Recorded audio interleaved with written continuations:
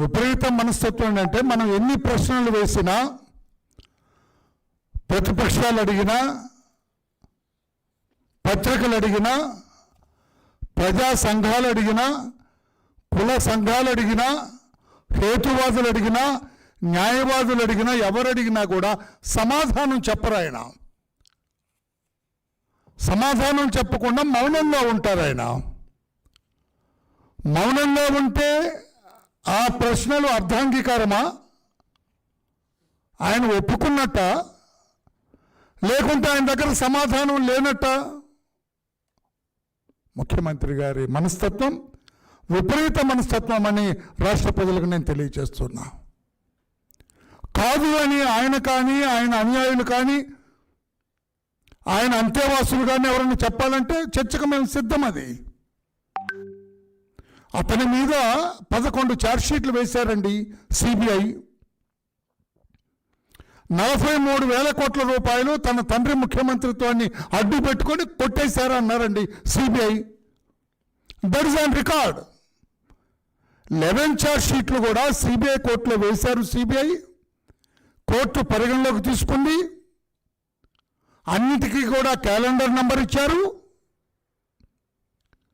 విచారణ జరగబోయే సమయంలో, ఇది ఎప్పుడు 10 ఏళ్ల క్రితం, 31/3/2012 31/3/2012 ఛార్జ్షీట్లు వేయటం మొదలుపెట్టారు. అంటే 10 సంవత్సరాలు 11 సంవత్సరాలు అయింది.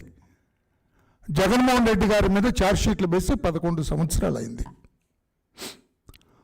ఆయన మీద కేసుల విచారణ ఎందుకో ఆగిపోయింది.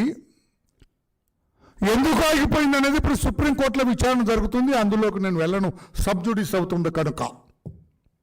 న్యాయశాస్త్రం గురించి కాస్త కూస్తే నాకు తెలుసు కనుక ఎందుకు ఆయన కేసుల విచారణ 11 సంవత్సరాలుగా అట్లా ఆగిపోయింది?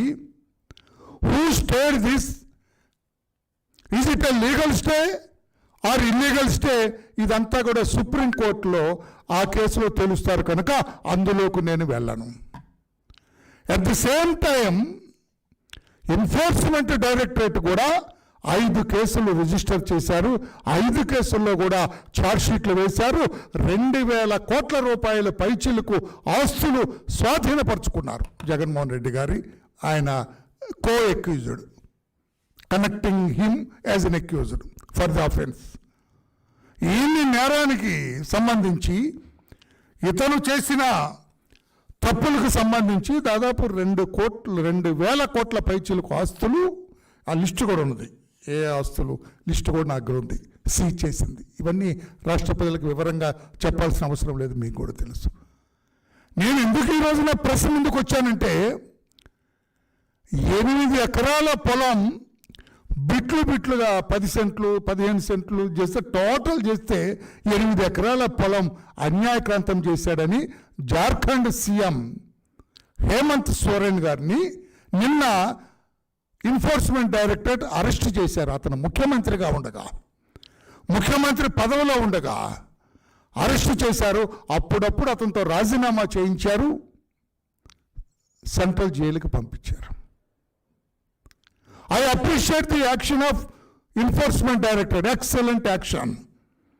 నేరం చేసిన వాడు ఎంతటి వాడైనా, ఏ స్థాయిలో ఉన్నా మన ఎన్ఫోర్స్మెంట్ డైరెక్టరేట్ ఏమీ కూడా వదలట్లేదు, గట్టిగా యాక్షన్ తీసుకుంటున్నారు. We appreciate dum.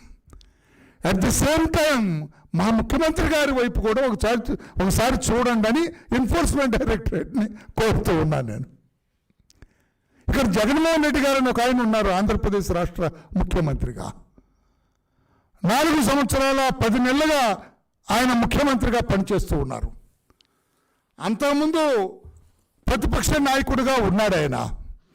ఆయన మీద 11 ఛార్జ్షీట్లు సిబిఐ, 5 ఛార్జ్షీట్లు ఎన్ఫోర్స్మెంట్ డైరెక్టరేట్ వేసింది. 2,000 కోట్ల పైచీలకు ఆయన ఆస్తులు స్వాధీనం చేసుకుంది. ఎన్ఫోర్స్మెంట్ డైరెక్టరేట్ చూపు జగన్మోహన్ రెడ్డి గారి మీద ఎందుకు సరిగా పడటం లేదనేది నా ప్రశ్న.